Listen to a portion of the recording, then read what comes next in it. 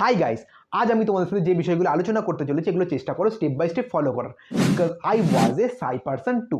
সবার প্রথমে আগে আসি আমি step number 1, make a list. দেখো, তুমি সব প্লেসে লজ্জা পাও না, কিছু কিছু স্পেসিফিক প্লেস আছে যেগুলোতে তুমি লজ্জা পাও। এখন তুমি কি তোমার বাড়িতে মা, বাবা, ভাই, বোন এদের সামনে লজ্জা পাবে? নিশ্চয়ই পাবে না। তাই তোমাকে কি করতে হবে, তুমি যে সকল প্লেসগুলোতে লজ্জা পাও সেই সকল প্লেসগুলোর একটা লিস্ট বানাও। সহজ থেকে কঠিন এভাবে তোমাকে একটা লিস্ট বানাতে হবে। এরপর আসি আমি স্টেপ নাম্বার 2, ড্রেস ওয়েল।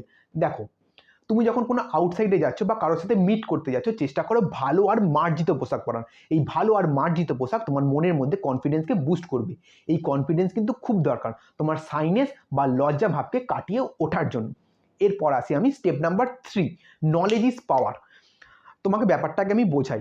ধরো তুমি কোনো নিউ প্লেসে যাচ্ছ বা কারোর সাথে মিট করতে যাচ্ছ, তো সেই প্লেস সম্পর্কে বা তার সম্পর্কে আগে থেকে একটা নলেজ নিয়ে নাও। ধরো তুমি এখন কারোর সাথে মিট